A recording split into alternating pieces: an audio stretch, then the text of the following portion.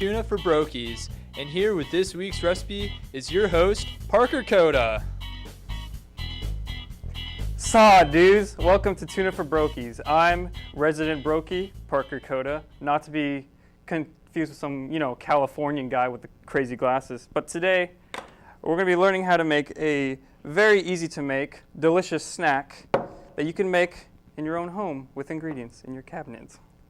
So, what we have today is bread. You can have any bread. I choose Nature's Own because it's good. We got Star-Kissed tuna, my favorite. We got some kosher dill spears to add flavor. Hellmann's mayonnaise, because who doesn't like Hellmann's, you know what I'm saying? And we have a plate and a mixer. So let's get started. Now, I've not pre-opened any of these, so let's hope I'm strong enough. Probably not.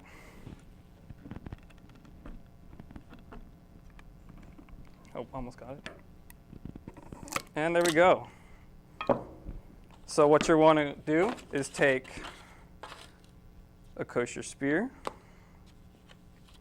take your knife. Be careful, kids, not to cut yourself. And you're going to want to cut pieces of the spear off, as so, until they're the size of, I'd say, Tic Tacs, just going off reference. And we're going to want to do that because you don't want to put a whole spear in your tuna, because then you're basically eating tuna with a pickle. And no one wants to eat tuna with a pickle because that's just weird. So, just cut the spears really, really tiny, as so.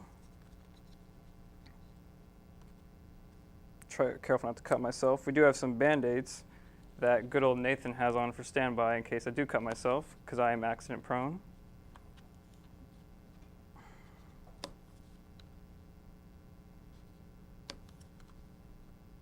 Yeah, you just want to keep cutting the pickles.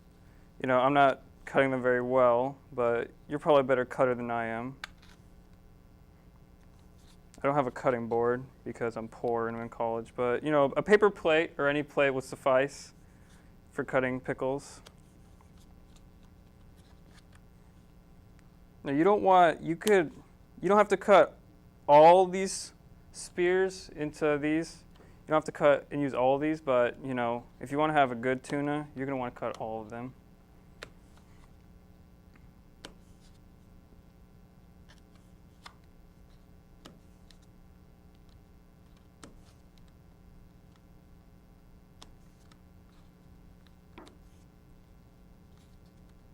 Okay. Now you can have some big pieces, that's okay, You can having all small ones, you don't get that crunchiness. Sounds weird when I say it, but when you eat it, you're gonna know what I mean.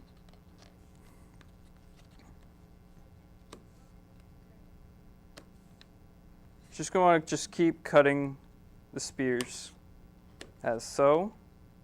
I'm gonna speed this up a bit. I feel like I'm taking too much time cutting. Almost cut myself.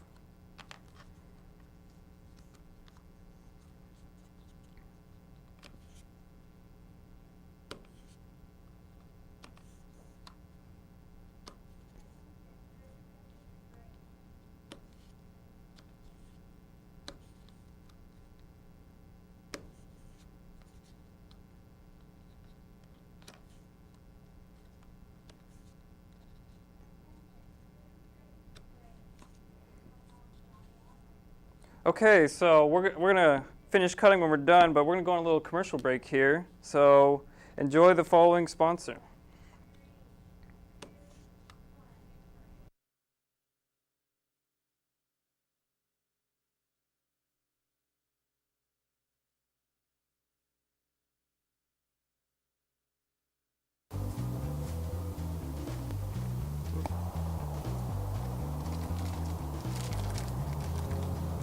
Has traditional trail mix been effective in your hiking adventure?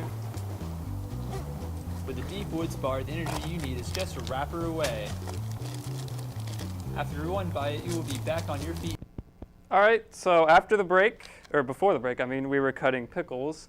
And now we have a sufficient amount of pickles, so we can begin mixing. So what you want to do is take your Star-Kissed, or whatever tuna you use. You don't have to use mine. And you're going to preferably get the pop top, because not everyone has a can opener.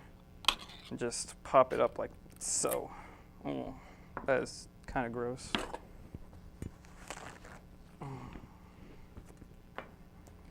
And you're going to want to find like a sink or something to drain this water out, because you don't want to have all the water, because I feel having all this water is pointless and irrelevant. So you're just going to pour it in as so.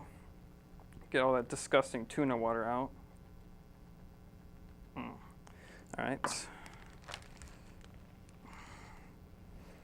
We're going to do the same with this one.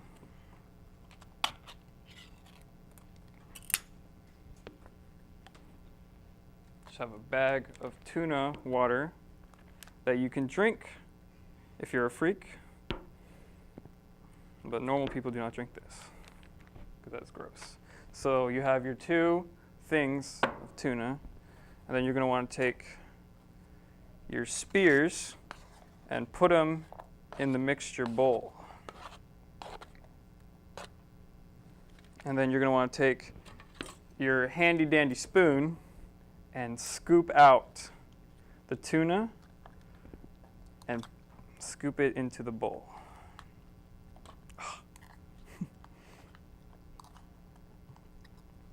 Now it's okay if you have a little bit of water in there, as long as it's not filled to the brim with water, because you don't want that.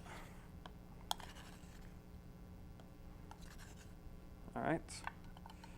Now we're going to take our other ding of tuna.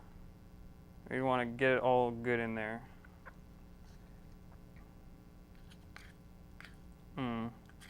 That's good. Okay, and then you're going to take your Hellmann's mayonnaise, because Hellmann's is the best. Ooh. And the trick about mayonnaise is you want to keep it in the side of your door of your fridge, because that keeps it all nice and good.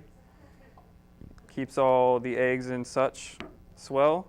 And usually I do 1 scoop, but since there's two things of tuna, I want to have at least 2 or 3, maybe 4 scoops. And then you're going to take the special lemon pepper seasoning, which, let me tell you, this is what makes the tuna good. Just want to drizzle that on your tuna as so. You may be thinking, Parker, this looks disgusting, but once you eat it, you will probably change your mind, or maybe not. And then you just want to mix your tuna in with everything until it turns about white. If it looks red, then it's probably need to be mixed a little longer. You hear that sound? That's the sound of like when you mix mac and cheese. That's the sound you know it's working and it's mixing good. As you can see, it's turning nice and white. Now I'm going to add a little more lemon pepper for a little more flavor. We're just going to add a little more in there.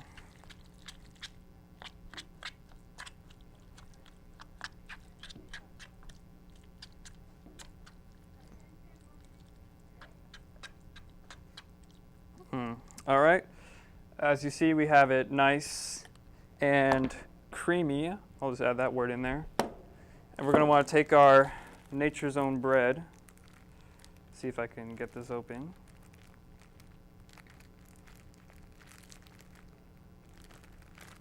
You don't want to use the end piece of the bread because the end piece is pointless and useless. And I want to take this, and you'll want to take, I'm just going to do it here. You're just going to put this onto there.